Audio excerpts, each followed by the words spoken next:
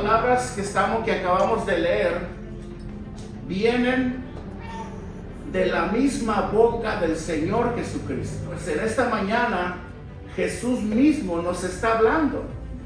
Estas son las palabras que salieron de la boca de Jesús. En esta ocasión, de acuerdo al párrafo que acabamos de leer, vemos al Señor Jesús en medio de una revuelta. Una revuelta significa, de acuerdo a la Biblia, un lugar de tumulto, donde había mucha gente apilada. Como cuando viene un personaje famoso, la gente se amontona.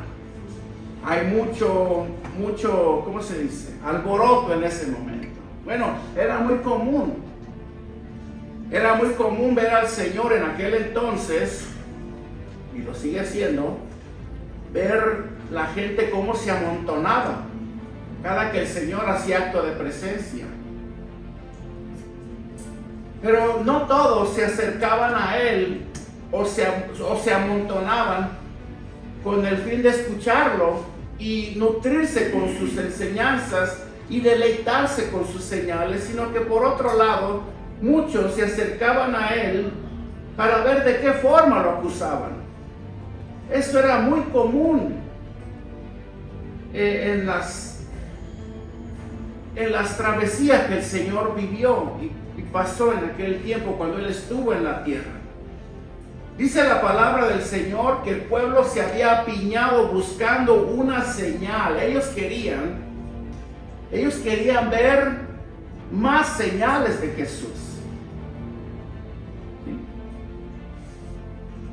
Porque a ellos no les bastaba la señal más grande de ver al Hijo de Dios hacerse presente ya como en el cumplimiento de la profecía. Ellos teniendo al Señor Jesucristo de frente y oyéndolo hablar, ellos querían más señales, querían señales de que de verdad Él era el enviado de Dios. Incredulidad. Entonces Jesús les dice en el versículo, en el contexto del párrafo que acabamos de leer, Jesús les dice que señal no les será dada, sino, de acuerdo a Mateo 12, 39 y 40, si Cristian lo pone, la señal de Jonás, la cual tipificaba la muerte y la resurrección de Cristo. Pero con la advertencia de que si esta señal no les convencía a estos judíos incrédulos de que Él era el Hijo del Hombre, Él era el Hijo de Dios, enviado por Dios, entonces este grupo de judíos no podían esperar otra cosa más que destrucción. Amén. Porque ese es el destino inevitable para todas las personas que estando frente a la verdad del Evangelio y finalmente deciden no creer en su corazón, van a ser destruidas. Tarde que temprano, ese va a ser el final de todos aquellos que en su corazón deciden al final no creer. Serán destruidos. Ese es el destino de ellos. Jesús no estaba dispuesto a darles más señales. La señal de Jonás, vamos a leer primero a qué se refería el Señor. Mateo 12, 39 y 40 dice: y Él respondió y les dijo, la generación mala y adúltera. Ahí Jesús se refería a esa generación de judíos incrédulos que no creían en la verdad del Señor, en su presencia física del Señor. Dice, demanda señal, pero señal no les será dada, sino la señal del profeta Jonás. Porque como estuvo Jonás en el vientre del gran pez 3 días y 3 noches, Jesús dice, así estará el Hijo del Hombre en el corazón de la tierra 3 días y 3 noches. Ahora entendemos por qué el Señor citó a Jonás en esta ocasión para poner en tela de juicio la incredulidad de los judíos que no creían en él. No se les va a dar otra señal. Y si esta señal no los convence, pues allá ustedes. Hermano, Jesús se refería a la señal de Jonás. ¿Sí? La señal de Jonás para la ciudad de Nínive, una ciudad perversa, pecadora y llena de maldad, que llegaron a colmar la paciencia de Dios y que Dios en su último intento envía al profeta. Dios había determinado destruirlos, pero no se lo había dicho a Jonás. Jonás quería eso, pero como Dios todo lo sabe, Él todo lo conoce, Él manda a Jonás a Nínive con un solo mensaje: voy a destruir este lugar, esta ciudad, en cuestión de días. Y dice la palabra que toda la ciudad de Nínive, hombres, mujeres, niños, ancianos, perros, gatos, de todo, porque dice que hasta los animales se arrepintieron. Y conste que Jonás no fue a Nínive a predicar el mensaje del arrepentimiento. Él solamente fue a dar un mensaje de parte de Dios de que ese lugar sería destruido. Pero dice la Biblia que Nínive se arrepintió. Amén. Esa fue la señal de Jonás para Nínive. Jonás 3:4. Pero para esta generación, de acuerdo al texto que acabamos de leer, o sea, para esa de aquel entonces, acuérdense, cuando hablamos de aquella generación, en cierta manera también estamos incluyendo la generación presente. ¿Ven? O sea, es el reflejo de lo que Jesús habló y anunció y prometió cuando Él estuvo en cuerpo presente en aquel tiempo. Pues todas esas palabras, promesas, advertencias y todo vienen haciendo eco para nosotros, porque todos estamos pregonando la misma fe que ellos, aún en la actualidad. Aún en la actualidad hay personas que no creen. Hay personas que en su corazón rechazan el mensaje del Evangelio. Bueno, no hay mucha diferencia con aquel tiempo. En aquel tiempo también. Y ellos estuvieron peor porque ellos tuvieron al Señor enfrente de ellos. Y más sin embargo no creyeron.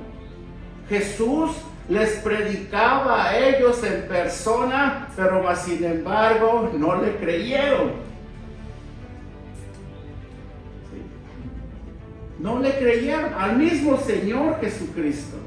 Entonces, esa fue y para esa generación, la señal del Hijo del Hombre iba dirigida para ellos y también contra ellos.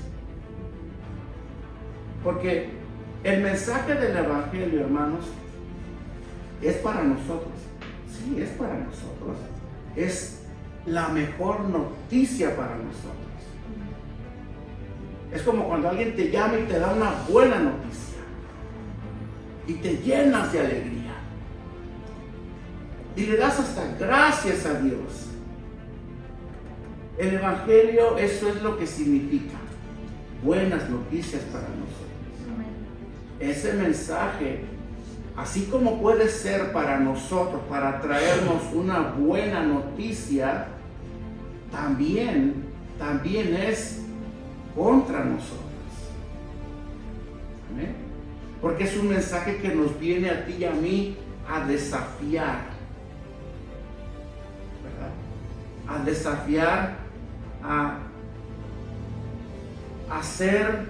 dejar de ser la clase de personas que siempre hemos sido, para convertirnos en personas diferentes, de acuerdo a la voluntad de Dios. Y de no ser así, entonces ese mismo Evangelio que nos ha venido a justificar, también nos ha venido a condenar.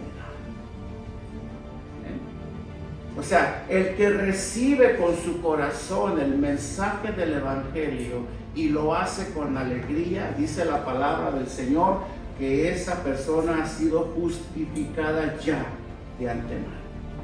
Pero aquel que lo rechaza, dice la palabra del Señor, que esa persona ya ha sido condenada. Y aún están vivos, pero ya han sido condenados por Dios. Entonces, ese mismo evangelio que el Señor, esa misma señal, que el Señor había venido a darles a esa generación incrédula, venía operando en los dos sentidos: para justificación y para condenación. ¿Amén? Inclusive el Señor también menciona dentro de su temática, de lo que Él estaba hablándole a los judíos, el Señor menciona a la reina del sur. Dice la Biblia en Primera de Reyes capítulo 10, solamente anótenlo como referencia, del 1 al 10, que esta mujer hizo un viaje largo, porque muy largo fue ese viaje, ¿verdad? Para dirigirse al palacio donde estaba el rey Salomón y con sus propios ojos testificar toda esa fama. Pero dice la Biblia que ella se quedó corta y ella lo reconoció. Inclusive ella le dijo al rey Salomón: tu sabiduría que yo escuché de ti se quedó corta a la que yo estoy viendo y oyendo de ti. Ella quedó sorprendida. Ella vino desde muy lejos, dice la Biblia, a apreciar la sabiduría de Salomón. Y Jesús la cita en el contexto diciéndole, leemos nuevamente en el versículo 31, no tienen que buscarla, solamente anótenla. Dice: la reina del sur se levantará en el juicio con los hombres de esta generación y los condenará, porque ella vino de los fines de la tierra para oír la sabiduría de Salomón. Y Jesús dice: y he aquí uno más que Salomón en este lugar. O sea, Jesús les dice: bueno, hay uno mayor que Salomón entre ustedes. Hay un profeta mayor entre ustedes que Jonás. Hay un hombre mayor que Salomón entre ustedes en este lugar, que refiriéndose a él mismo, pero dice la palabra que los judíos no creyeron. No creyeron. Ahora, notemos esto. Jonás 3:4, si Cristian lo puede poner, dice que Jonás predicó para destrucción. Él ni siquiera predicó para arrepentimiento, pero Nínive, como dijimos hace un momento, Nínive se arrepintió.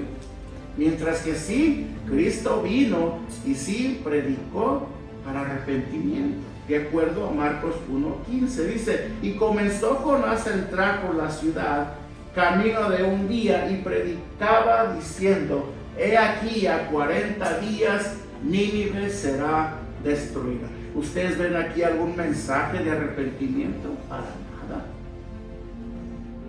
Pero más sin embargo la ciudad entera se arrepintió. Se dieron cuenta de que estaban obrando mal. Les entró temor, les entró compungimiento, yo no sé, pero ellos, dice la Biblia, que se arrepintieron. Oye, no les dieron ni la opción: arrepiéntete y no vas a ser destruida. No, ellos solitos vieron el peligro: pues vamos a arrepentirnos en polvo y ceniza, y toda la ciudad se arrepintió. Mas sin embargo, el Hijo del Hombre, que es Jesús, vino a anunciar el reino de Dios, pero también vino a establecer la condición para que el hombre pueda ser heredero de ese reino a través del arrepentimiento. ¿Qué es lo que nos pide Dios a ti y a mí para poder entrar en el reino? Arrepentimiento. Arrepentimiento. ¿Arrepentimiento de qué? Pues de nuestros pecados, de las cosas que hemos hecho mal. de las cosas que hemos hecho que han ofendido a Dios, de haber vivido una vida lejos de Dios, una vida pecaminosa lejos de Dios. Por esa razón, el Hijo del Hombre nos ofrece a ti y a mí el arrepentimiento como medio principal para poder entrar en el reino de Dios. Marcos 1:15 dice, ¿se lo pones? Dice, diciendo: el tiempo se ha cumplido y el reino de Dios se ha acercado. Arrepentidos, si se dan cuenta, la palabra arrepentidos va primero, ¿sí? Y creer en el Evangelio. Y luego Lucas 19:10 dice: porque Jesús vino a salvar lo que se había perdido. Hermanos, siempre hemos enseñado, y esta mañana lo enfatizo una vez más, la salvación que Dios ha traído a nuestras vidas no tiene que ver nada con que nosotros por nuestra buena voluntad decidimos ser salvos. Es una obra que Dios hizo en nosotros. Nadie pudo haber corrido la venda de nuestros ojos que nos hizo ver nuestra verdadera realidad y condición delante de Dios, sino por el Espíritu Santo, que fue el que hizo la obra en nosotros. Por medio de Él, tú y yo nos pudimos arrepentir y venir a Cristo. ¿Amén? Por medio de Él solamente. Él vino a salvar lo que se había perdido. O sea, en pocas palabras, todos estábamos destituidos de la gloria de Dios, pero a Dios le plació venir y entregar su vida en una cruz para que tú y yo pudiésemos entrar en su reino a través de la sangre de su Hijo.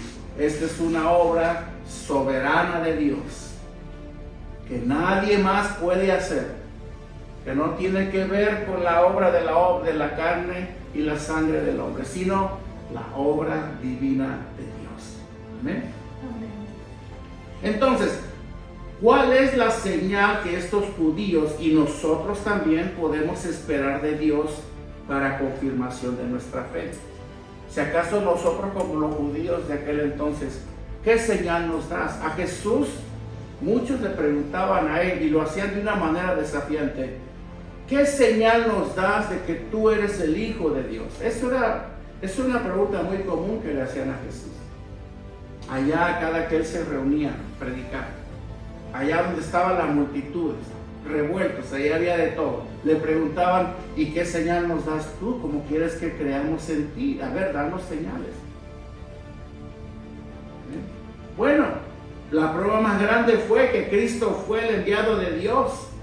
Y para muchos, el día que Cristo resucitó, para muchos fue la confirmación de que de verdad Él había sido el enviado de Dios. Muchos aún, incluyendo gran parte del Sanedrín, del templo, muchos de ellos, aún viendo a Jesús siendo crucificado, muchos de ellos aún dudaban. Y habían estado en medio de las turbas, viendo las señales, los milagros y oyendo las palabras de sabiduría y de vida eterna que Jesús les enseñaba constantemente. Pero aún con todo y eso, muchos en aquel día del Calvario, muchos gritaban: crucifícale, crucifícale. Pero más sin embargo, cuando Jesús muere en la cruz y al tercer día resucita, tal y como Él lo había anunciado, como Él lo había prometido, muchos de esos judíos creyeron. Muchos pudieron ver y darse cuenta del error que ellos habían cometido. Imagino yo que muchos de ellos hasta desgarraron sus ropas, porque la Biblia dice que muchos de estos judíos, incluyendo los sacerdotes, muchos sacerdotes se arrepintieron también. Muchos sacerdotes que estaban allá en el Sanedrín juzgando al Señor y condenándolo por hacerse pasar como el Hijo de Dios, Muchos de ellos, cuando vieron la tumba vacía, rasgaron sus ropas y se arrepintieron y dijeron: qué error tan grande hemos cometido al crucificar a un hombre justo, inocente. Hermano, ¿no nos dice eso algo a nosotros?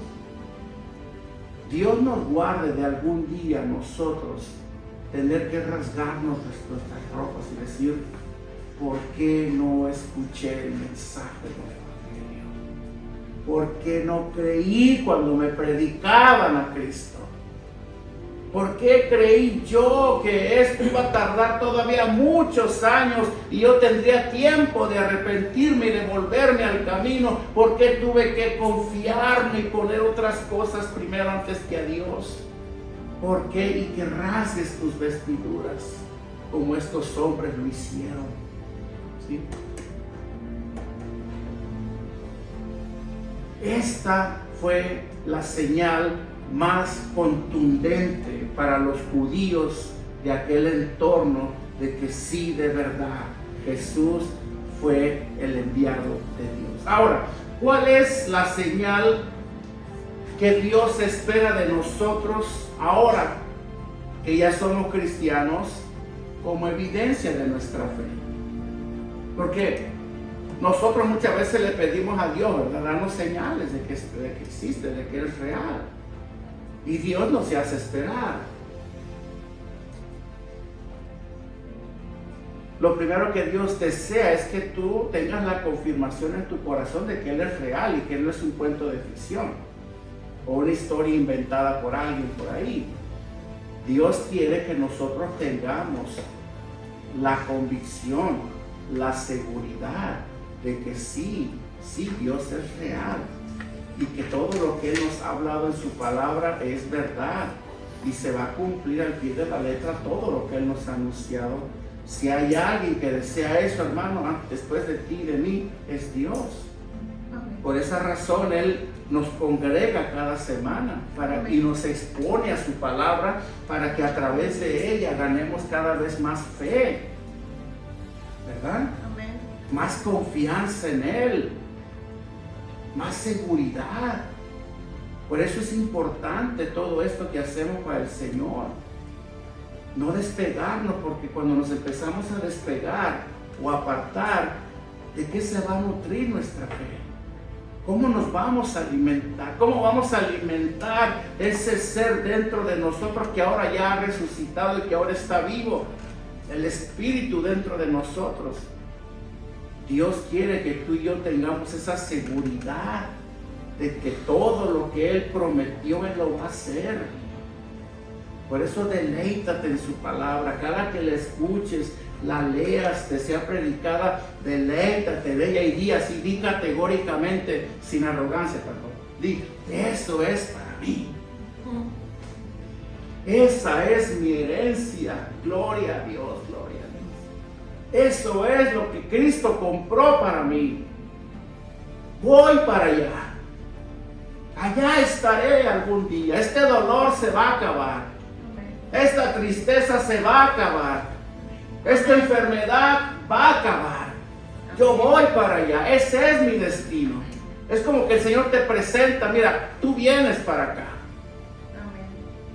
Por eso tenemos que creerla, porque esa es nuestra herencia. Pero así como nosotros le pedimos a Dios señales, ¿cuál crees tú que sea la señal que Dios espera de nosotros?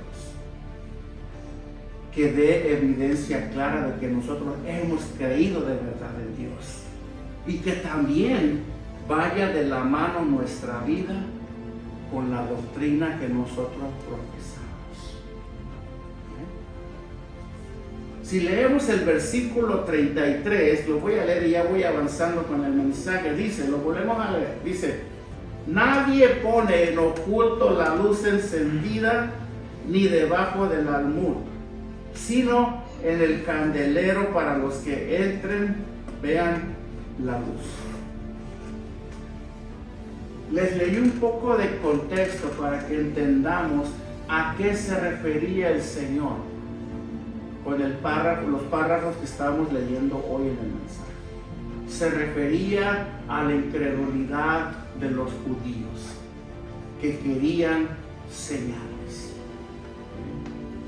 Ustedes son la evidencia de que yo soy real, porque ahora ustedes caminan en la luz. Ustedes ya no caminan en tinieblas. Ahora la luz del Evangelio, la luz de Dios está en ustedes ahora. Somos como esa lámpara que de pronto se enciende, pero obviamente no podemos esconderla debajo de la mesa ni encerrarla dentro de un closet. La función clásica de una lámpara, ¿cuál es? Alumbrar un lugar. Yo he venido, dice la palabra, Jesús dice, yo he venido, bueno, haciendo referencia a lo que Juan dijo en el contexto, siglos después, yo soy la luz de este mundo. ¿Sí? Yo soy la luz de este mundo. Y luego Juan dice, vosotros sois la luz. El que anda en la luz ya no anda en tinieblas. Esa misma luz es a la cual el Señor se refiere en el texto que acabamos de leer. Amén. Hermano, nosotros como ellos tenemos suficiente luz, porque después de encender la antorcha del Evangelio, aquel día que nos convertimos a Cristo, porque te digo algo, el día que tú te convertiste a Cristo, ese día Dios encendió una lámpara más en la tierra. Este mundo está en tinieblas. Había que alumbrar este mundo, pero no con luz literal, no con la luz del sol o de la luna y de las estrellas, con la luz del Evangelio, con la luz de Cristo. O sea, tú eres una lámpara que fue encendida, unos hace 5 años, unos hace 10 años, unos hace 30 años, unos hace 40 años, unos hace una semana. Pero somos esas lámparas encendidas. Ahora somos lámparas encendidas en este mundo. Y Dios no la puso en un lugar oculto. No seamos como esa lámpara que cuando la prendes la metes al closet. No, la lámpara que Cristo encendió en ti fue para que alumbres en un lugar estratégico donde Dios te ha puesto. Por eso tu lugar de trabajo, en tu casa con los tuyos, en el centro comercial, en el banco, donde quiera que tú estés, cuando viajas, cuando entras, cuando sales, esa luz, la cual es proyectada por la lámpara que fue encendida en ti, es para que alumbres a otros. Dios la puso en un lugar estratégico.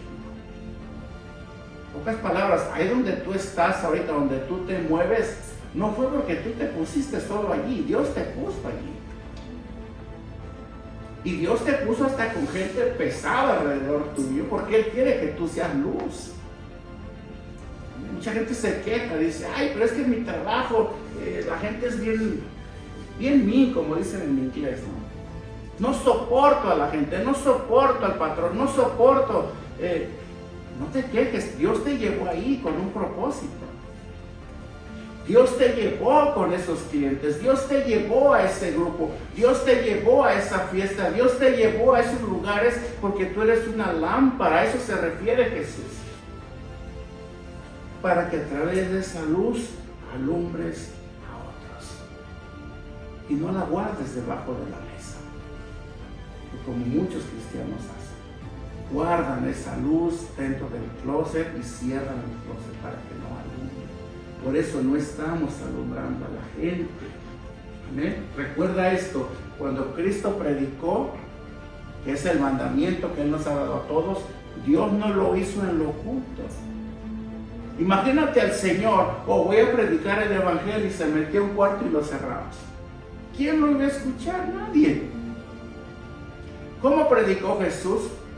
Siempre cuando Él predicó en la tierra, Él lo hizo en público. Y lo hizo a plena luz del día. Amén. Hermano, esa luz que Dios encendió en nosotros debe de ser puesta en lugares donde todos la puedan ver. Así que la próxima vez que pienses en renegar de tu entorno donde tú te mueves todos los días, acuérdate, Dios te puso ahí. Dios te puso allí, porque tú eres luz. Eres una lámpara encendida. Porque hay mucha gente en tinieblas cerca de ti, trabajando contigo. ¿Y quién los va a alumbrar? ¿Eh? Dice el canto de Marcos Witt: enciende una luz y déjala brillar. La luz de Jesús, que brille en la oscuridad de este mundo. ¿Amén? Entonces, esa luz es la que debe de ser puesta donde todos la puedan ver. Y acuérdate de esto, es nuestra responsabilidad delante de Dios. A veces pensamos que solo el pastor debe de evangelizar. No, todos somos llamados a esto. De hecho, en esto va a consistir el fruto que Dios nos va a pedir en aquel día. No en cuánto crecimos en la fe, no en cuánto aprendimos de la Biblia, no en cuánto nos multiplicamos por el Evangelio que aprendimos mientras estuvimos en esta tierra. Hermano, los mejores galardones, diría yo, van a ser y van a estar basados en la vida de aquellas personas que hicieron producir el Evangelio. No solamente es recibirla, lo cual ya lo hicimos, sino también de vivir dentro de esa luz. De modo que los demás, la gente que nos rodee, puedan ver a través de nosotros esa luz y glorifiquen a nuestro Padre que está en los cielos.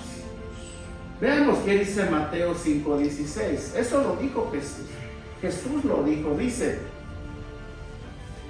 así, Jesús dice, así alumbre vuestra luz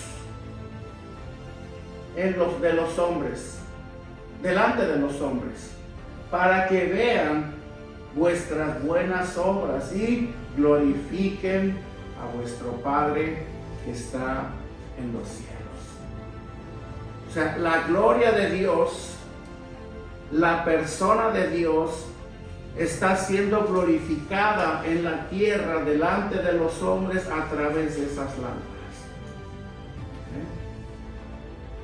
Hermano, muchas veces no tenemos ni que hablar mucho.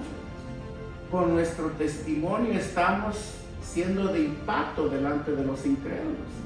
Creo yo, si tú estás de acuerdo conmigo, creo yo que esa es la manera más eficaz de evangelizar.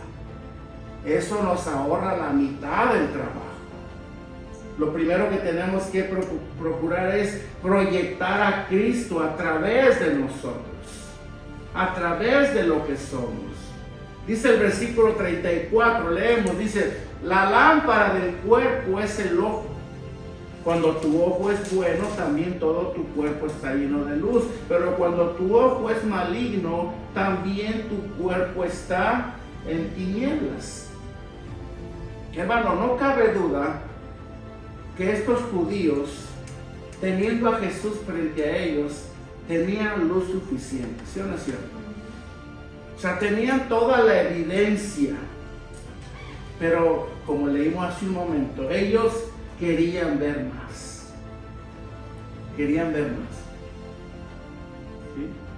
Pero lo que sí es cierto con todo esto, hermano, es que por muy claro que aparezca un objeto, si el órgano de la visión no es sano, entonces toda la claridad va a ser en vano. O sea, lo que estamos tratando de decir aquí es que la visión de estos judíos, por causa de la incredulidad, no les permitió ver con claridad a quién tenían enfrente. Y eso nos puede pasar a nosotros también.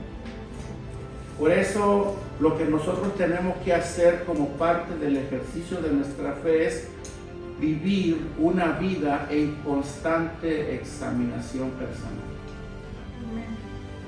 Porque cuando nosotros no andamos rectamente delante de Dios, eso empaña y nubla la visión de Dios. O sea, no podemos ver con claridad la gloria de Dios. La verdad de Dios frente a nuestros ojos está empañada y nebulosa. No la podemos ver bien. Por esa razón, de acuerdo a las palabras del Señor, tenemos que examinarnos constantemente. Y en eso consiste la santificación del creyente. ¿Ven? Examinar nuestro corazón. Porque por muy clara que sea la verdad que estamos recibiendo, el mensaje que se nos está impartiendo, por muy claro que sea el mensaje del Evangelio, el mensaje que recibimos semana a semana, por muy claro, y eso lo hablamos hace poquito, por muy claro que esto sea, hermano, si nuestra visión está defectuosa por causa del pecado, no vamos a poder ver con claridad las verdades que Dios nos está hablando. ¿Ven? Eso le pasó a los judíos. ¿Cuál era el pecado de los judíos? La incredulidad. Por eso, teniendo frente a Jesús, ellos aún seguían pidiendo señales. Hermanos, si yo tuviera a Jesús frente a mí, yo no sé qué haría. Yo no sé qué haría. Creo yo que para mí, quizás también para ti, sería la prueba más contundente de que Él es el Hijo de Dios, de que Él es el enviado de Dios. Y mucho más si lo vi resucitar, imagínate. ¿Quién ha visto resucitar a un muerto? Sí, ve a internet y vas a ver a los pastores que resucitan muertos en el culto. Pero esos son shows montados de ellos. Pues no es real. Que sí se puede, que puede suceder, sí, claro que sí. Dios puede resucitar a un muerto. Tú puedes ir a un velorio y orar con fe, y si es la voluntad de Dios, el muerto se levanta ahí. Claro que sí. Pero no es muy común, no es muy común así. Cuando vamos a un hospital a orar por un enfermo, vamos con toda la fe, que Dios lo sane, que Dios lo levante. Pero muchas veces no sucede así. ¿Que Dios lo puede hacer? Claro que lo puede hacer. ¿Verdad? Pero una evidencia así de ver que el Señor dijo, voy a morir y al tercer día voy a resucitar. Sí, cuéntame la buena. Y después ver que resucitó de entre los muertos. ¡Wow, Señor, es verdad! Tenías razón. Tú eres el Hijo de Dios. Y los mismos soldados que se encargaron de custodiar su ejecución, muchos de ellos cayeron rendidos de ver al Señor resucitar. La evidencia más grande, pero más sin embargo, los judíos no le creyeron al Señor. ¿Amén? No le creyeron al Señor. Entonces, ellos, a pesar de haber tenido la evidencia más clara, se mantuvieron en la misma condición. ¿Por qué? Porque su visión estaba defectuosa. ¿Amén? Dice Jesús, la lámpara del cuerpo es el ojo, o sea, la luz del alma. La luz del alma es la capacidad de discernir entre lo verdadero y lo falso, entre lo bueno y lo malo, entre lo conveniente y lo no conveniente. Cuando esa visión nuestra, cuando ese ojo es bueno, cuando nuestro ser interno está en la luz, podemos ver con claridad. A eso se refería el Señor. Ustedes no pueden ver porque su ojo es malo, porque ustedes están en tinieblas. ¿Ven? Porque él comienza diciendo en el versículo 34, la lámpara del cuerpo es el ojo. Cuando tu ojo es bueno, entonces vas a poder discernir. Vas a poder creer, yo soy el Hijo de Dios. Pero cuando tu ojo no es bueno, va a haber incredulidad en ti por la cuestión de que aún estás en tinieblas. Amén.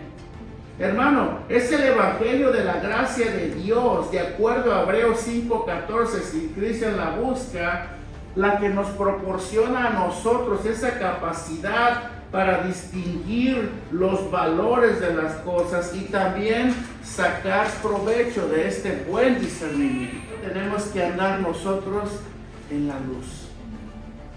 Amén. Nuestro ojo debe de ser bueno. Por eso hay que escudriñarnos constantemente.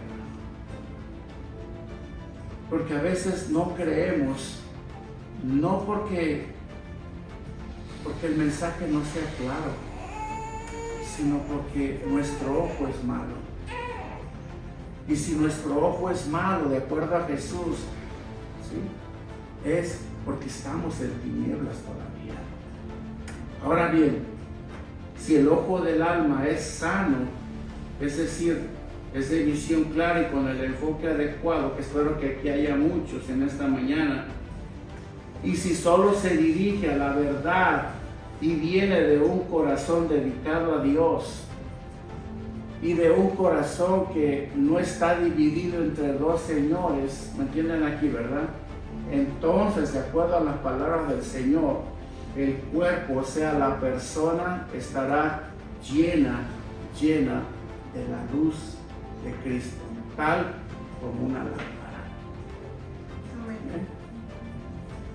Por esa razón tenemos que nosotros mirarnos constantemente a la luz de la palabra. Si tu ojo es bueno, hermano, tú vas a recibir la verdad del evangelio. Vas a vivir por esa verdad. Tu ser está lleno de luz, porque la palabra de Dios puede entrar, puede introducirse en tu corazón de una manera clara, que va a hacer que vivas tu vida dentro de esa luz. A eso se refería el Señor.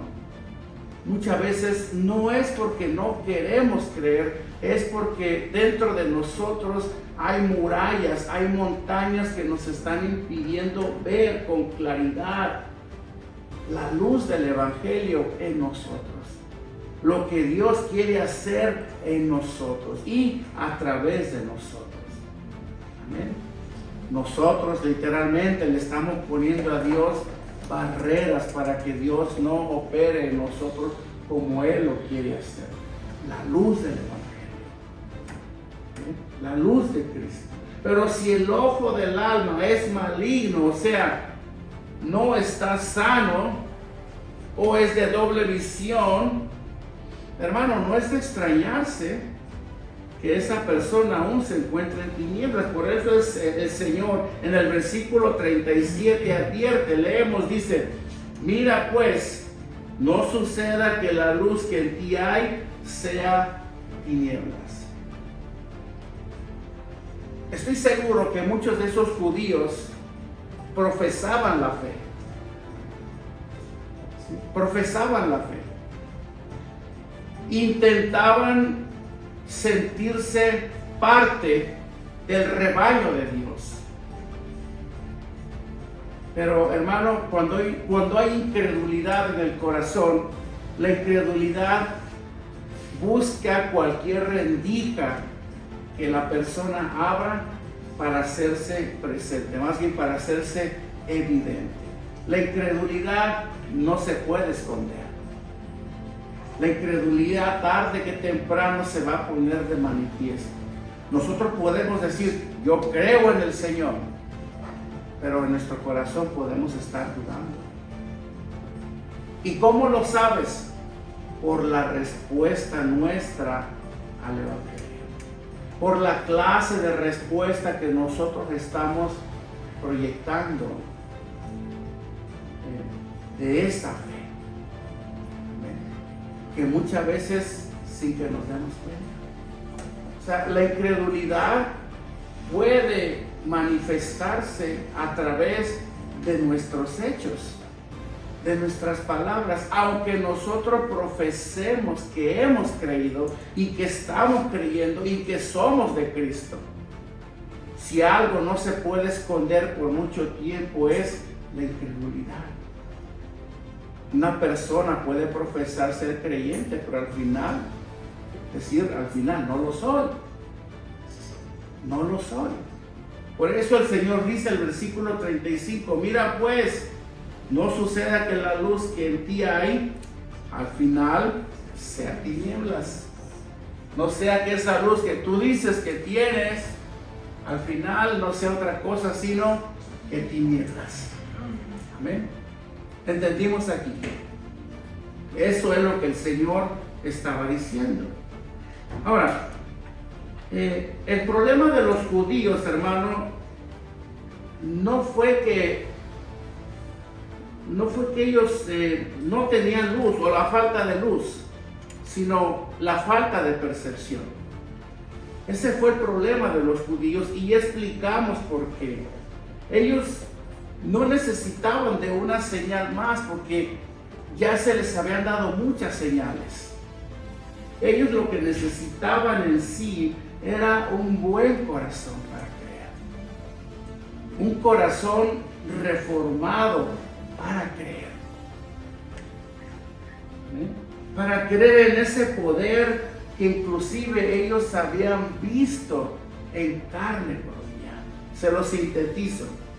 Hermano, nosotros para creer en Dios no necesitamos señales para confirmar necesariamente que Dios es real. Lo que necesitamos es que Dios ponga dentro de nosotros un corazón dócil, ¿sí?, y obediente al Evangelio del Señor Jesucristo. Eso es lo que nosotros necesitamos. ¿Amén?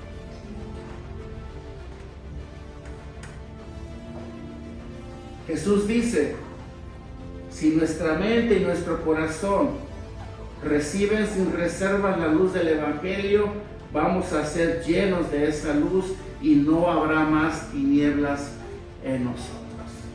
Veamos qué dice Primera de Juan 1:5, ya voy avanzando, solo me quedan unos puntitos más y terminamos. Primera de Juan 1:5, fíjense cómo lo dice el apóstol Juan.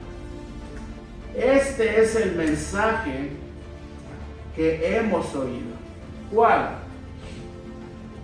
Del Evangelio. Y os anunciamos. Dios es luz. Dios es luz.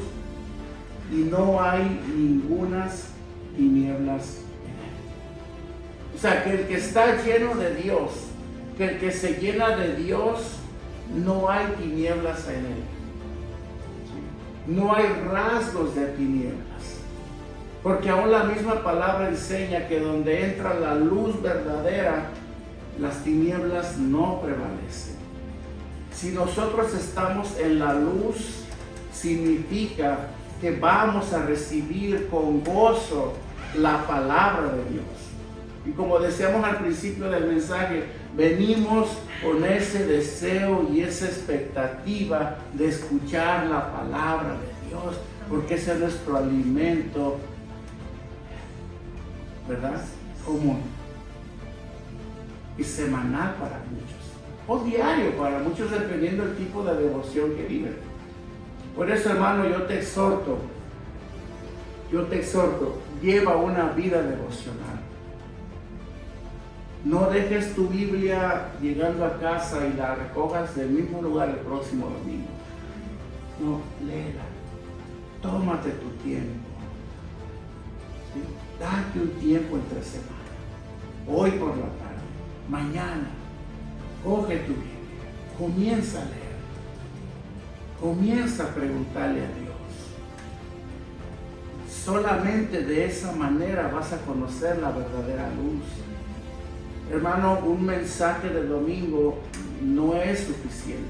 Ahora esa luz que se encendió dentro de nosotros, ahora representa que ya somos seres espirituales, vivos espiritualmente. No podemos prescindir ya. Es como dejar de comer pan una semana. Un creyente que no lee la Biblia es como dejar de comer pan toda una semana cuando es su debilidad. ¿Me entiendes? Tenemos que desearlo. Pablo dice, desead como niños la leche espiritual no adulterada, para que por ella crezcáis para salvación. Amén. Por eso, tómate tu tiempo. Salte un poquito antes, quizás, o prescinde de un programa de televisión, o no sé. Deja esa llamada telefónica que te tarda hasta 2 horas. ¿Vas a creer que hay personas que hasta 2 horas tardan hablando por teléfono? ¿Lo crees? Sí los hay, ¿no? Sí. Si no más. Tiempo, pues yo no sé qué hablarán. Quizás hablarán con su mamá, con su papá, pero para decirle te quiero y te extraño, no estamos 2 horas. O para darle alguna noticia o un chismecito, 2 horas. Tiempo perdido. Y yo no critico eso, yo respeto eso también, pero pongámonos a pensar cuánto tiempo estamos invirtiendo en cosas vanas que podemos aprovechar en cosas que de verdad. Nosotros ahora estamos sembrando para vida eterna. Nos estamos preparando para la eternidad. Amén. Al menos si eres un cristiano nacido de nuevo, tienes que saber que esta no es tu morada final. Amén. Y cuando tus ojos se cierren por última vez, tú vas a pasar a un lugar de eternidad.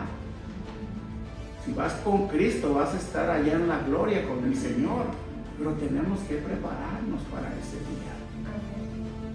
Tenemos que procurar, inclusive ya a estas alturas del partido, más lo espiritual, porque eso es lo que va a prevalecer para siempre, aun cuando ya no estemos en esta vida. Amén. Pero le damos más tiempo a lo terrenal, a lo que el día de mañana va a tener su fin y no va a volver jamás, ¿verdad? Si nosotros ponemos, y no te estoy regañando, simplemente te estoy dando un consejo.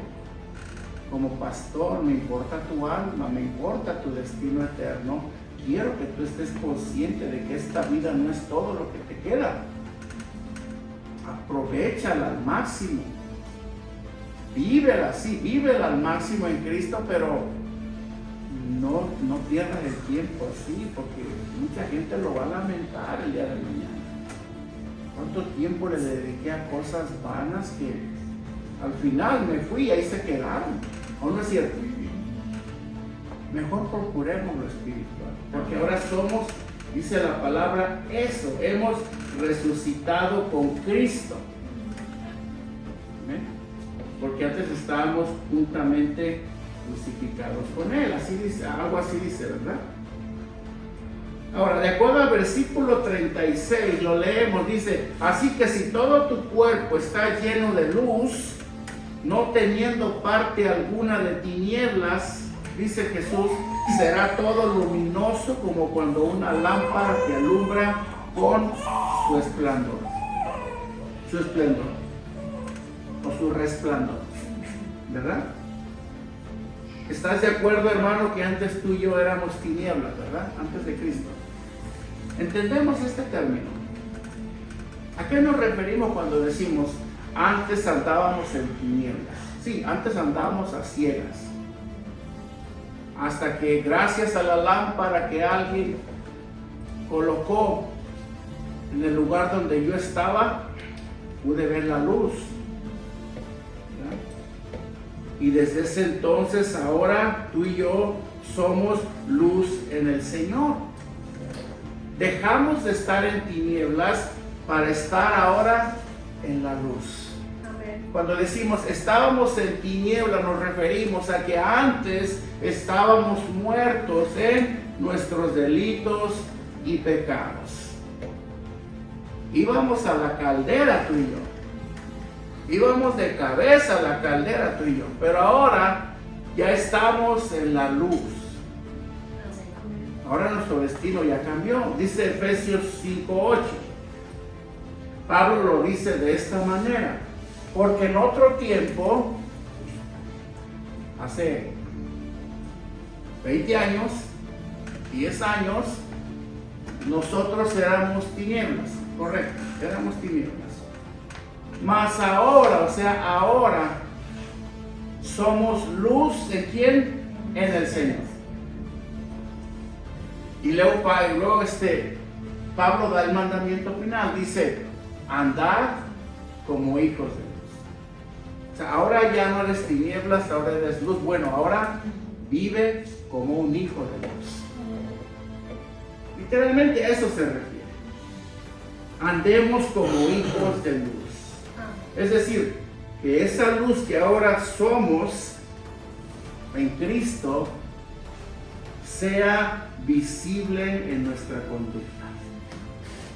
Oiga bien, sea visible, que la gente que nos conoce se dé cuenta de que ahora tú y yo andamos en la luz. Ellos tienen que darse cuenta. Por medio de nuestra conducta.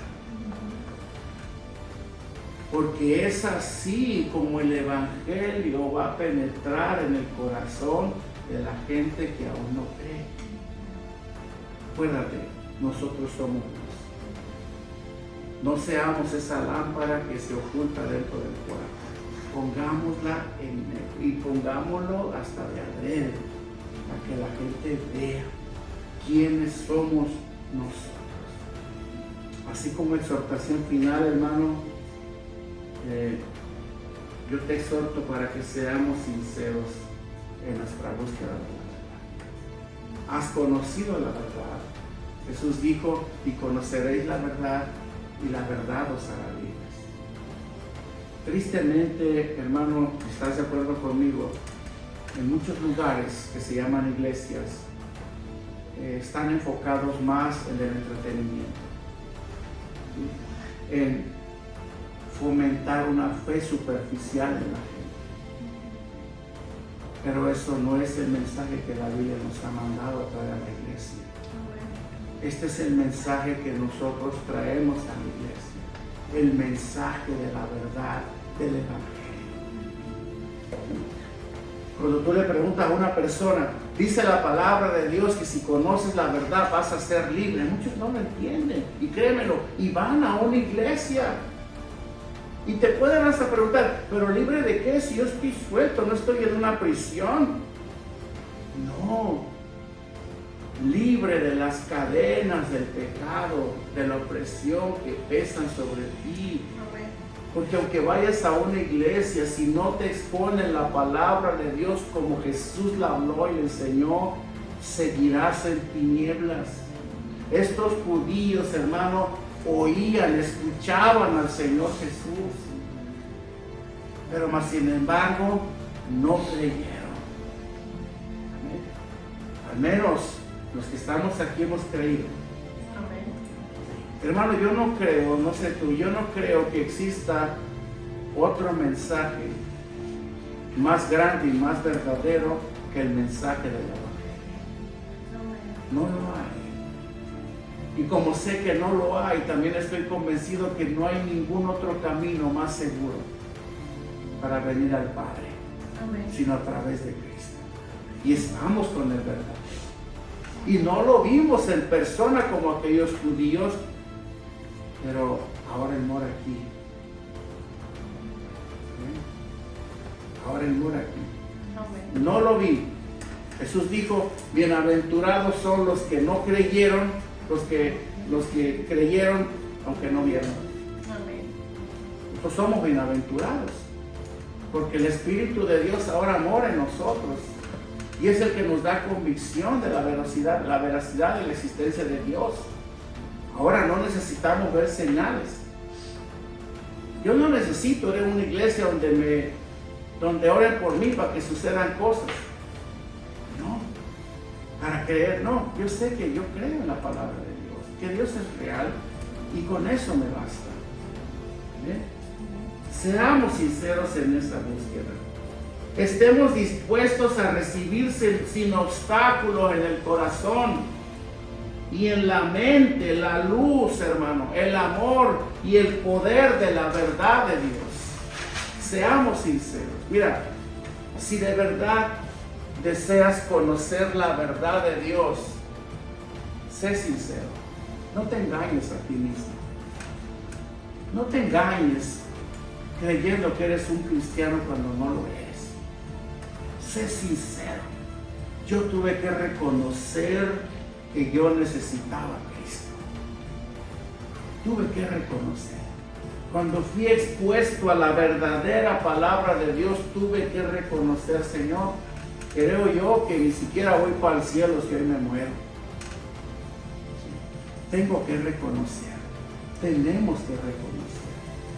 Ay, pero ¿qué van a decir? Que digan lo que digan. Es tu destino eterno lo que importa, ¿o no? Amén. ¿Sí? Es lo que cuenta. ¿A dónde vamos a pasar la eternidad? ¿Para dónde vamos si hoy nos toca morirnos? ¿Para dónde vamos a ir? Bueno, convencido estoy que yo soy de Cristo. Y quiero que tú también tengas esa clase de fe. ¿No? Y que no andes tras señales. No andes tras milagros. No andes pidiéndole a Dios señales de que de verdad Dios es real. No, tú crees la palabra de Dios. Cree esa palabra bendita y entonces darás muestra clara de que tu ojo es bueno. Y no vas a cuestionar. Si tú cuestionas la palabra de Dios, si tú cuestionas un mensaje que está siendo expuesto fielmente a la palabra de Dios y lo cuestionas aún, entonces aún estás en tinieblas. Jesús lo dijo. Si tu ojo es malo, entonces todo tu ser está en tinieblas. Está en tinieblas. La verdad, hermano, no seamos como los incrédulos judíos, no seamos como ellos, no seamos desafiantes. Sí, seamos sinceros en busca de cuando busquemos la verdad, pero no seamos como ellos. No seamos como aquellos hombres de aquella generación a quienes Cristo de una manera personal les predicaba. Les digo una cosa, y de acuerdo a lo que acabamos de leer, la verdad, ellos, estos judíos que cuestionaban al Señor, nunca desearon en su corazón conocer la verdad de Dios. Nunca lo desearon. Ni siquiera, hermano, estaban dispuestos a ponerla por obra. Ni siquiera. Es como que el Señor les decía, hagan esto, hagan el otro, diciendo, amén, sí, Señor, sí, pero en su corazón decía, yeah, right. Hermano, así hay gente. Así hay gente escuchando el Evangelio, pero negándolo en su corazón. ¿Eso es algo nuevo? No, desde aquel entonces. A Jesús lo escucharon, mas sin embargo no le creyeron. Judíos que en su corazón no estaban ni siquiera dispuestos a poner por obra lo que Jesús les mandaba hacer. Por eso no era de extrañar que estos hombres, aún estando frente a la verdad visible, no creyeron. ¿Por qué razón? Porque estaban en tinieblas.